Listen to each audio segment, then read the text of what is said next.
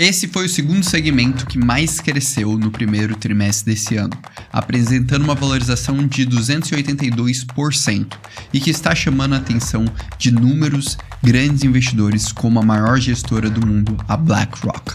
Eu estou falando do segmento de Real World Assets, ou tokenização de ativos do mundo real. E nesse vídeo eu quero te explicar em detalhes como esse segmento funciona, por que ele está crescendo tanto e que ativos que podem se destacar em cima dessa narrativa. Então preste atenção para entender uma das narrativas mais quentes do mercado de cripto neste momento. O primeiro passo para compreender os Real World Assets ou ativos do mundo real é a gente entender esse conceito e entender a sua origem. Para isso a gente precisa voltar em 2014, quando a gente tem os dois primeiros exemplos de Real World Assets, e eu tenho certeza que você muito provavelmente já escutou e já utilizou eles, que eu estou falando do Tether e do SDC.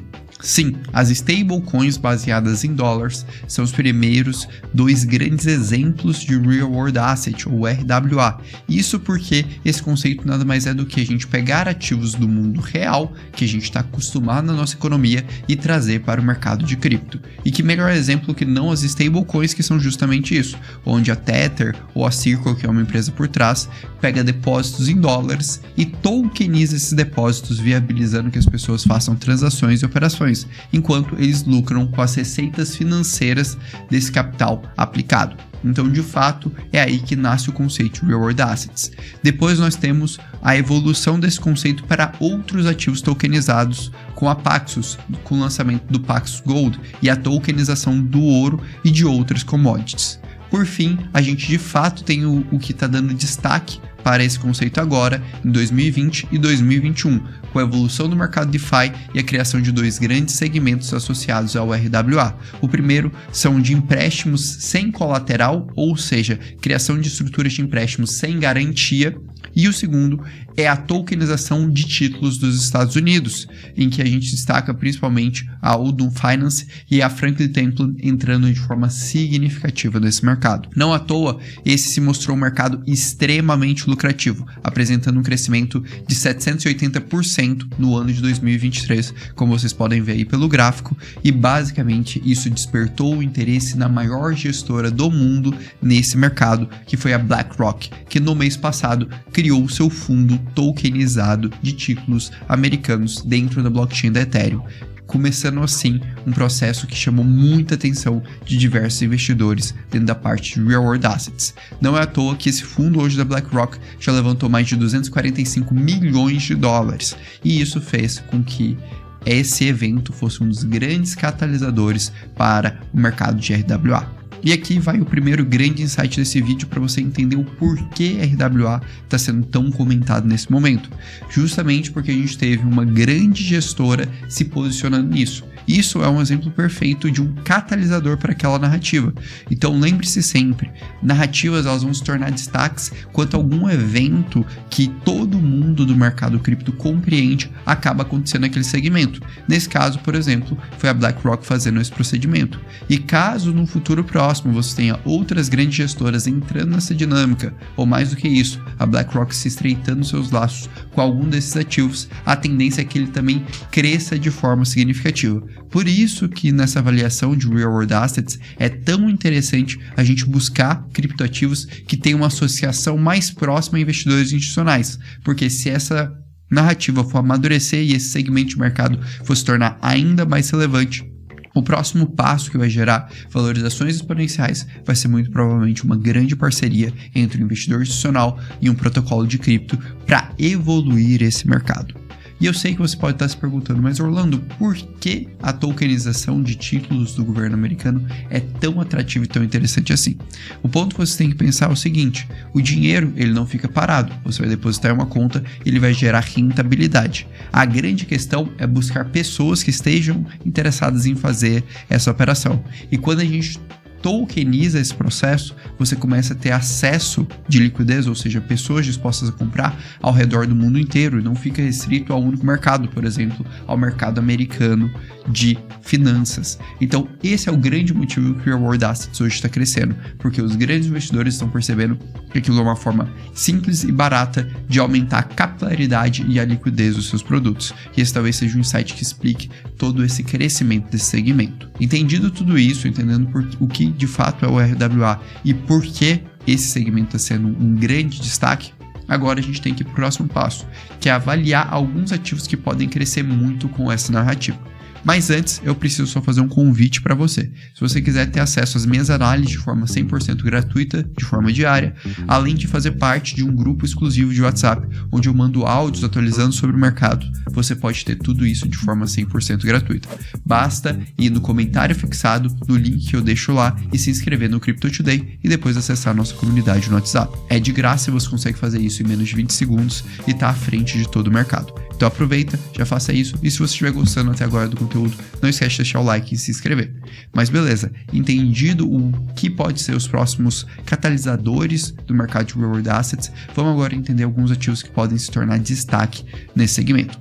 E aí eu separei 3 ativos que eu vejo sentido e associação dentro dessa dinâmica. O primeiro ativo é a Chainlink. Por que a Chainlink pode se aproveitar da narrativa de Real World Assets? Basicamente porque hoje ela é a principal solução de conexão entre o mundo real e o mundo cripto.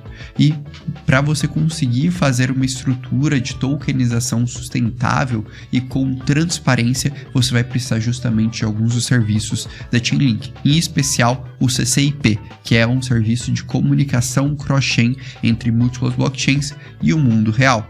E aqui vem uma grande sacada. A Chainlink é um dos players que mais tem proximidades com bancos ao redor do mundo e uma das pioneiras nessa dinâmica de Real World Assets. Então eu não acharia estranho se saísse uma grande parceria entre Chainlink e algum desses players e por consequência isso tivesse um reflexo no preço da Chainlink. Mas isso, no caso, a Chainlink já seria uma exposição mais marginal, seria mais uma tese associada ao protocolo. O segundo case que está se beneficiando muito sobre o Real World Assets e também tem um crescimento significativo associado a esse segmento é a MakerDAO. A MakerDAO é um dos principais protocolos de empréstimos descentralizados no mercado e ela utiliza justamente a sua stablecoin, a DAI, para fazer tudo isso. E como vocês podem observar nesse gráfico aí, hoje grande parte da DAI tem colateralização justamente em ativos do governo americano tokenizado. Então, basicamente, hoje a Maker tem grande parte da sua receita justamente por conta de utilizar RWA na sua composição de produto. E naturalmente, à medida que o mercado comece a olhar com melhores olhos para isso, isso pode fazer a Maker ter um crescimento significativo de preço. Além disso, a Maker está passando por uma grande atualização que eles chamaram de Endgame, que basicamente vai reestruturar a Maker voltada para o MapChain e também pode ser um outro grande catalisador para o projeto. Seguindo aqui e agora entrando no case que de fato está mais aprofundado na parte Real World Assets, eu destacaria o Udon Finance. Basicamente, esse player ele faz a seguinte estrutura. Ele tokeniza os títulos de governo americano e cria uma stablecoin que recebe parte desses yields, ou seja, da rentabilidade desses títulos. Está sendo um dos casos com maior destaque de Real World Assets, tem uma estrutura regulatória robusta por trás e para mim é um case também bem interessante e talvez um dos mais diferentes indo para essa linha. Eu particularmente teria maiores olhos justamente para esses cases de tokenizações de títulos ali dentro dos Estados Unidos do que outros tipos de aplicação, justamente porque para mim eu vejo que é o ponto mais quente dessa narrativa de RWA. Mas nem tudo são flores. A gente também precisa comentar aqui de alguns riscos que podem estar associados a essa narrativa. E eu listaria 2 principais riscos. O primeiro risco é o risco regulatório. Todos esses ativos de mundo real, na maioria das vezes, vão ser considerados como valores mobiliários ou securities. E como a gente bem sabe, a Comissão de Valores Mobiliários dos Estados Unidos, SEC, ela hoje tem uma postura contra o mercado de criptomoedas. Então pode ser que a gente tenha algum impacto nesse sentido, de processos contra protocolos que estão fazendo todo esse procedimento. Por isso é bem importante entender a estrutura regulatória dos protocolos de RWA que você está especulando, para você não ter uma desagradável surpresa.